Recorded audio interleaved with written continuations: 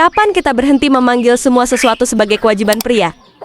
Para istri yang mungkin sedang menonton ini, atau mungkin suami yang sedang mencari kata-kata untuk menyampaikan apa yang selama ini terpendam di dalam hati. Apa kabarmu? Mengeluh tentang suamimu untuk melihat apa yang sebenarnya terjadi di balik wajahnya yang mungkin sering kamu bilang sombong atau tidak peduli. Kamu tahu tidak, ada banyak pria di dunia ini yang bangun setiap pagi dengan beban yang tidak kamu lihat. Bukan hanya beban kantong yang harus terisi, bukan hanya beban rumah yang harus tetap berdiri, tapi beban hati yang terus-menerus ditindas oleh sikap orang yang seharusnya jadi tempat pelariannya, yaitu kamu, istri yang dia pilih sebagai teman hidup. Kamu sering bilang, ini kewajiban laki-laki. Ya, benar.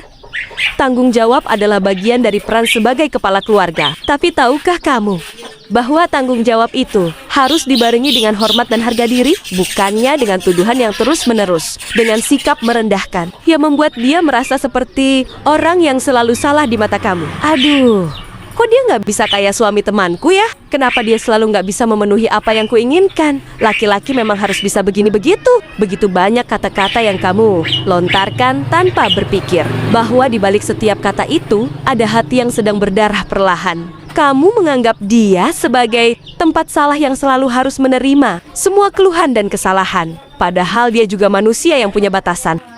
Ingatkah saat kamu masih pacaran, kamu melihat dia sebagai pangeran yang bisa membawamu terbang. Kamu menghargai setiap usaha kecil yang dia lakukan. Dari mengantar kamu pulang, sampai memberikan hadiah yang tidak mahal, tapi penuh makna. Tapi setelah menikah, kenapa semua itu hilang? Tiba-tiba, kamu jadi melihatnya dari sudut pandang yang hanya melihat kekurangan. Dia bekerja dari pagi sampai larut malam.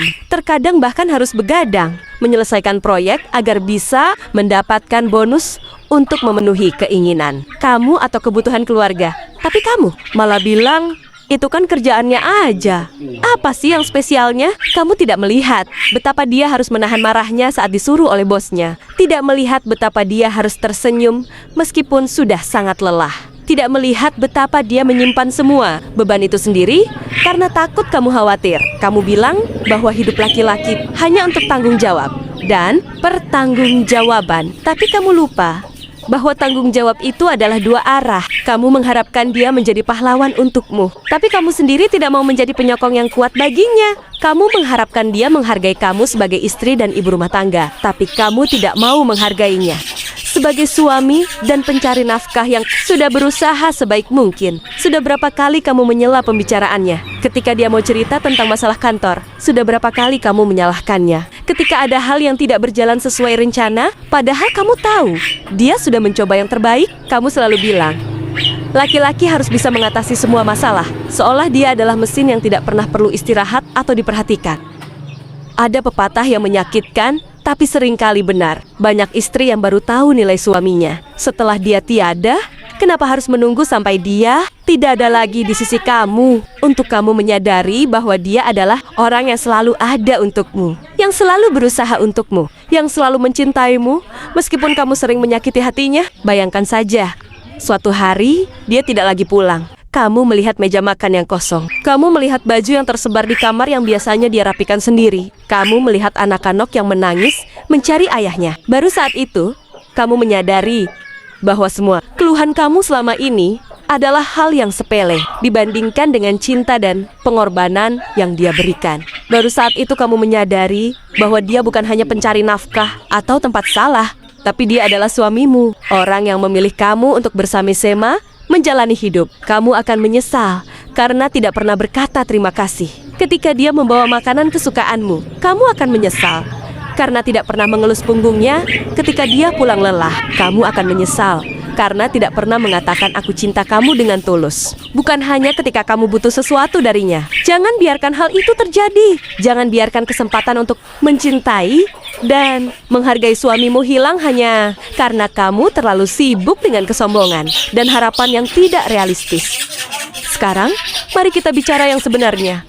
Mungkin ini akan terasa pedas, tapi ini adalah kebenaran yang perlu kamu dengar. Kamu tidak akan pernah mendapatkan suami yang sempurna jika kamu sendiri tidak mau menjadi istri yang baik. Kamu tidak bisa menginginkan dia menjadi orang yang kuat dan percaya diri jika kamu terus-menerus merendahkan dia. Kamu tidak bisa menginginkan dia mencintaimu dengan sepenuh hati jika kamu sendiri tidak mau memberikan cinta yang sama. Kamu bukanlah ratu yang harus selalu diperhatikan dan dipuja. Kamu adalah bagian dari sebuah tim keluarga yang harus saling mendukung dan mencintai. Jika kamu hanya berpikir tentang diri sendiri dan keinginanmu, maka jangan heran jika dia akan merasa lelah dan akhirnya memilih untuk menutup hati darimu. Jangan bandingkan suamimu dengan suami orang lain. Setiap orang punya jalan hidupnya sendiri. Suami temanku mungkin kaya, tapi mungkin dia tidak punya waktu untuk keluarganya. Suami tetanggamu mungkin romantis, tapi mungkin dia tidak bisa memberikan keamanan finansial yang kamu butuhkan. Suamimu adalah milikmu. Terima dia apa adanya. Dorong dia untuk menjadi yang terbaik dan cintailah dia dengan semua kekurangan dan kelebihannya. Kamu harus belajar untuk menghargai usaha kecil yang dia lakukan. Bukan hanya ketika dia membeli mobil baru atau rumah besar, tapi ketika dia membantu mencuci piring, ketika dia mengantar anak-anak ke sekolah, ketika dia memberikan pelukan hangat, ketika kamu sedang sedih. Itu semua adalah bentuk cinta yang tidak kalah berharga dari apa yang kamu bayangkan.